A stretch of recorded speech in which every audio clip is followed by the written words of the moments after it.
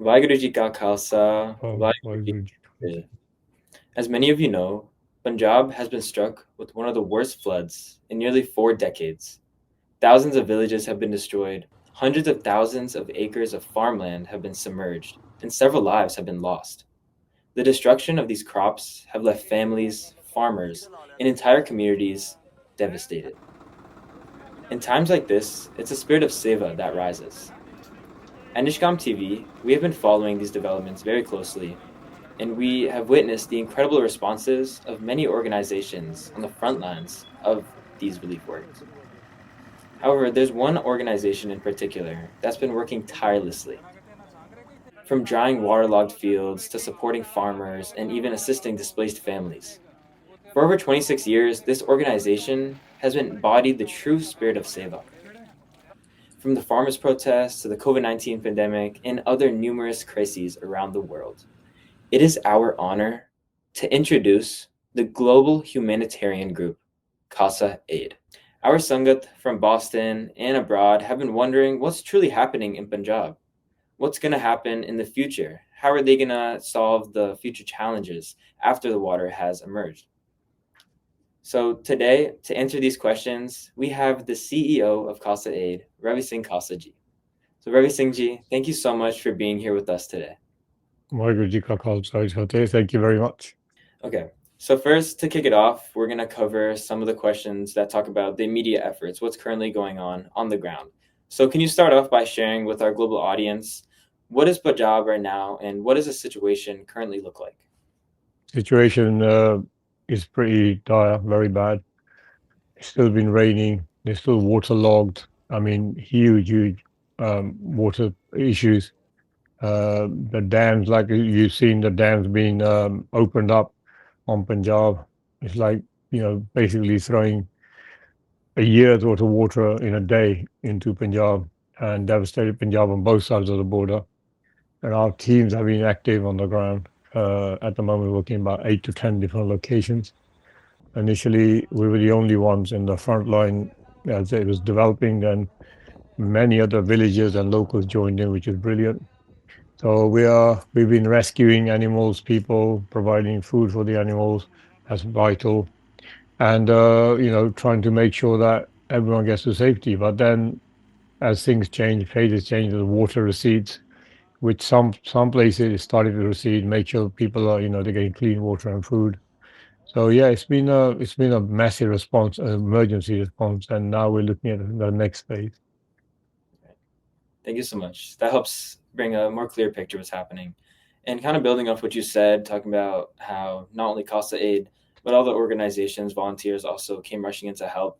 How can you ensure that there's like enough coordination so that no village, no family, no farmer is left behind in the process? There hasn't been coordination. I've been asking everyone to work together. We can help you coordinate. That calls that had 26 years of experience in the front line. Nobody really wants to work together. Everyone wants to work on their own.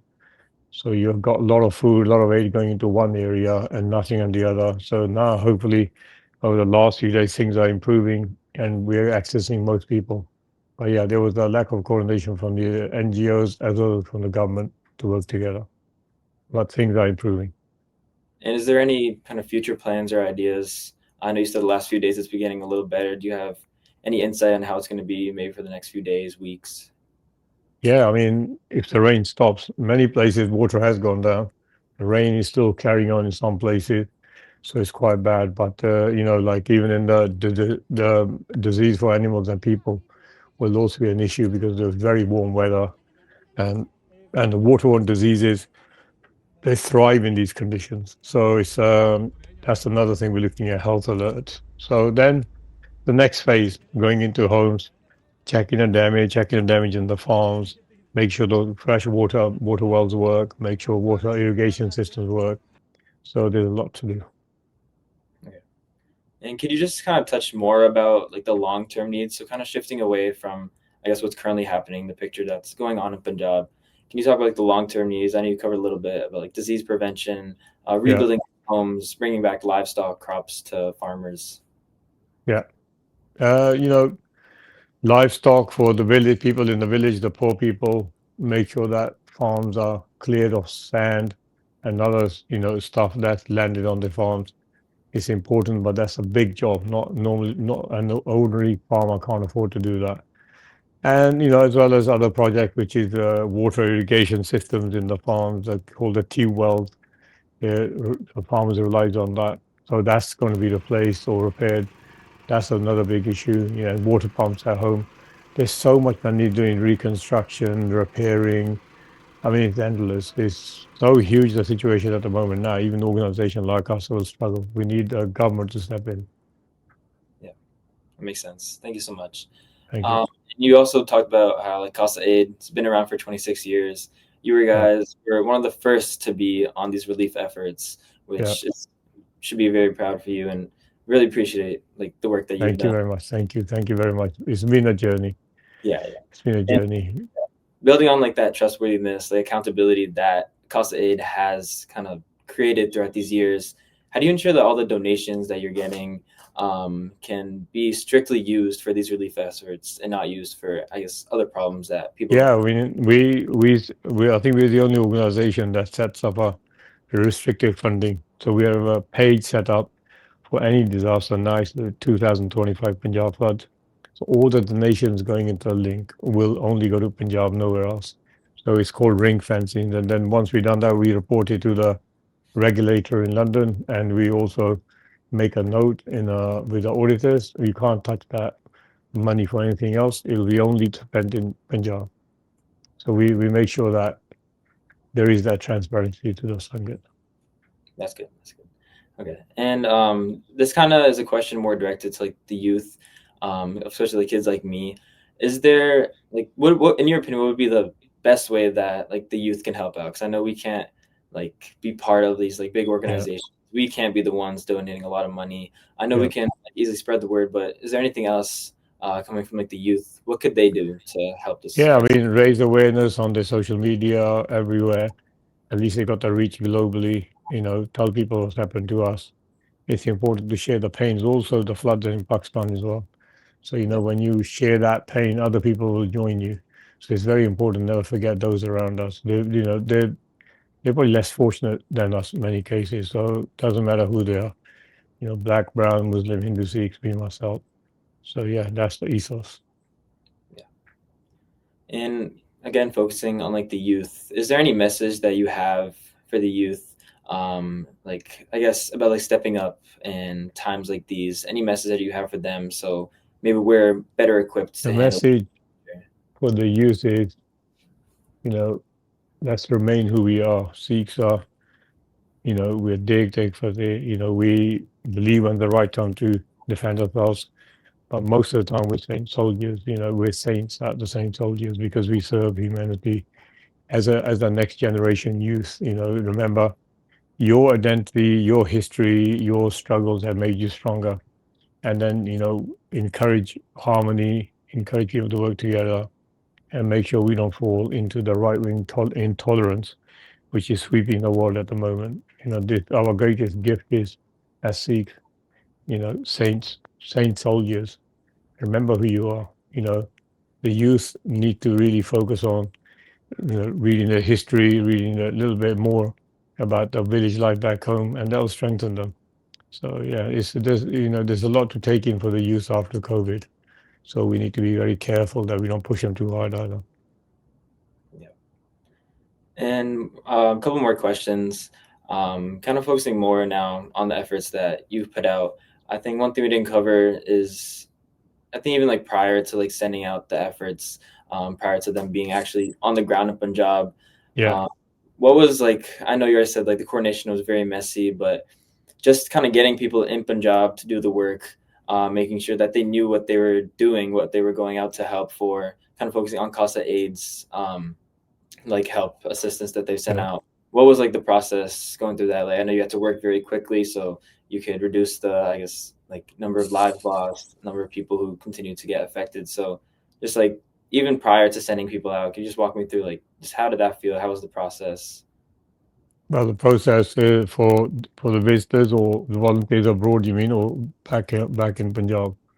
I think a little of both, like the process Yeah. of you So being there. so we we're always trying to engage people who have professional background or mature people to engage if they want to go on missions. We have all sorts of compliance issues. We got guidelines for future anybody who wants to get involved. That's quite a it's not easy as something like pack your bags and get going. So process is basically somebody we get recommended, somebody then has reference for them, somebody, for instance, then have to be proven to have been involved in some sort of seva. Mostly when somebody works for us, somebody doesn't seva for us, we watch them 5 6 months and they can go on a mission. They could go anywhere, and and then also back home, it's the same thing. Like if you're on your TV, guys wanting to go out, it's getting to know someone, make sure they're psychologically strong, make sure that they can handle themselves, make sure that they understand the world is quite corrupt in places, and be somebody who is a little bit sturdy. You can't have someone who's a bit more, say, very emotional in a way on a mission. That could be detrimental to everyone. So it's a very difficult, like, to trust an individual to be on a mission on the front line with the vulnerable people, because you could end up providing, instead of support, more issues on the ground if someone can't handle the poverty or the suffering. Yeah, I agree. Thank you. Thank you. Um, uh, since you have like a lot of, I guess, knowledge of exactly what's happening going on there, is there maybe like one like maybe first like hand account story that you could share that maybe would kind of bring more light to this? Like, Yeah, yeah. I mean, so many today. Our team in Punjab, they were in Firozpur, I think it was. They were passing water on the fields full of water in their boat, and there was a big, vast body of water, and there was an old man struggling in the water. As soon as they saw the old man, it's posted on Instagram. As soon as our team saw the old man, they jumped in. This is today, to save him. They brought him out breathing, but then unfortunately he passed away. This is what's happened in the flood. Nobody really knows how many bodies whoever's gone until we see them or until the floods are gone. So that was a profound moment.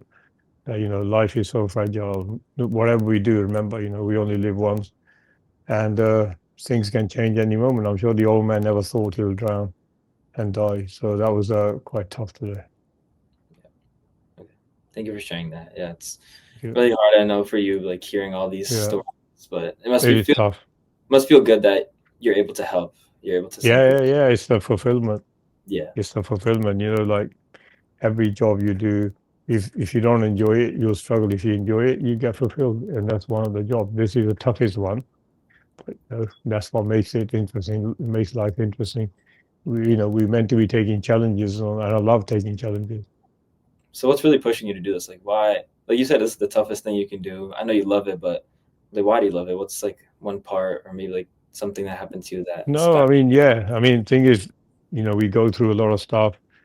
The brutality of the Punjab police in the 80s killed one of my friends. I called him my brother.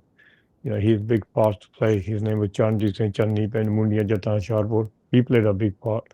He played a big part. So he inspired me to be where I am, and change the lifestyle because of him. Here I am. So yeah, so that's the inspiration behind what I am today. As somebody suffered so much, in a fake encounter, tortured to death, and he lived at the time with a full daughter. I was a mona at the time, and they're always being vain. So from that day, I never took my star off when I found out. I think about 25, 30 years ago, what happened. So yeah, that inspired me to do what we are and remain human, don't live in hate. That's amazing, and I'm sure he would be more than proud of you for the work that you've Thank, done. thank you very much. And I guess just like wrapping it up now, you've explained, I guess, like the whole process. I really appreciate that, like the media Yeah, efforts, the challenges, what we're going to face in the yeah, future. So what Khalsa Aid has done. So I think you've covered that very extensively. So I guess just wrapping it up, and this is a very open-ended question. You can answer in however you want. Just if you have any message, any thought, like anything, what would you want to just leave with our viewers? Last thing you I wanted to mean, cover. most of our roots are in Punjab, and also when you donate to the organizations, have a follow up. I've seen people in the last 2, 3 floods in Punjab disappeared. within a month, or when the tide went, the media went. So my message to Sangat and the youth is, follow up, ask questions every charity, because we are allowing people who are, don't have goodwill into the sector without checking them. And that checking is like, don't worry, he knows so and so. So this is very important message, that when you donate to any charity, I have a follow up. Say, where do you spend it? How much you spent it? Did you spend it in the right place? So it's very important that uh, questions asked for better transparency. Yes, it's very important. Thank you. And I guess so. That's all the questions I have for you. Thank If there's you. anything you may think I might have missed, or anything that you still really want to I cover. think you're very good on. You covered everything. I think we'll do another interview. If I come and see you guys next few months, we'll do it in the studio. Yeah, we'd love to have you here. Yeah, thank you. That'd be Yes. wonderful. Thank you so much. Again, really Thank you. appreciate you giving us your Thank you. time. Thank you. Of course, very proud of your work. Thank you for everything that you've done. Thank you. The community knows, they recognize it, and just want to say, continue doing it. Continue Yeah. being the inspiration of Brilliant. Seva. You're a role model. I'll say, for me, for a lot of youth in the Sangat. You're honestly Thank a role you.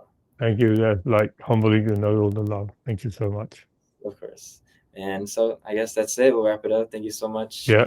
Thank Ravi you. Singh Khalsa. Khalsa, Vaheguru Ji Ki Fateh. Thank you so much for watching this important conversation with Ravi Singh Khalsa ji. I hope you found it insightful. But have you ever wondered, why does Punjab keep getting hit by these floods year after year? What are the deeper reasons behind this recurring event? At Nishkam TV, we're working on this review, and very soon we'll be releasing a conversation with Davinder Singh, who will cover this in depth and answer all of your questions. So, stay tuned.